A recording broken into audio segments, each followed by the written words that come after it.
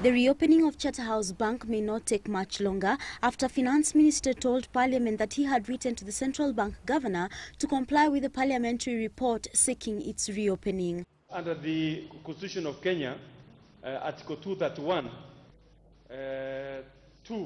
3, it says that the Central Bank of Kenya shall not be under the direction or control of any person or authority in exercise of its powers or in performance of its functions. This was brought to my attention by the Attorney General that I cannot direct, I cannot give instructions, but I can formally request the Central Bank to implement the resolutions of this House.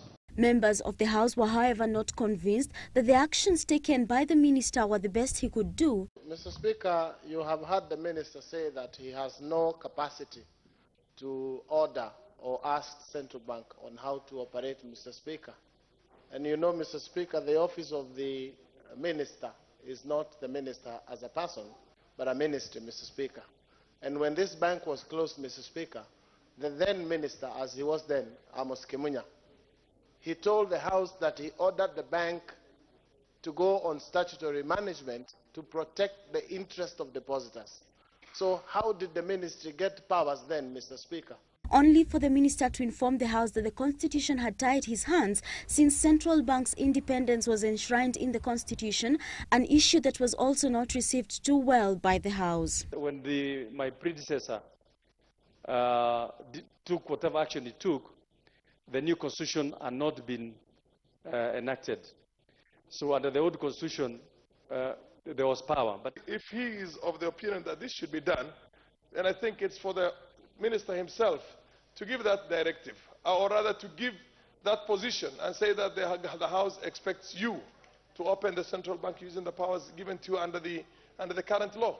Is it really true that these independent commissions can violate the law and act outside the law, and we just allow them, and the executive in charge of that arm can come to Parliament and blatantly refuse responsibility on bases that are not clear? Is it in order for the Minister to claim, to purport, to tell this House that he has no powers, yet the statutes gives him the power and is not in conflict with the Constitution, because the Constitution under Article 231, 2 and 5 envisages legislation, which in this case you have to go by the Central Bank of Kenya Act. Responding to their sentiments, the Minister urged the House to utilize its powers if the Governor failed to comply by taking action such as issuing sanctions, a stand supported by the Speaker. The new Constitution allows censure of any member of any other body of the executive, yes.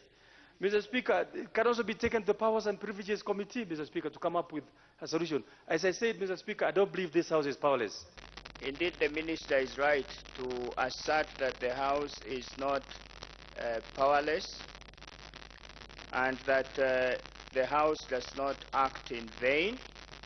There was a report of the committee which this House, by a unanimous resolution, adopted, and so it is expected that the Governor of the Central Bank will comply with and effect those recommendations.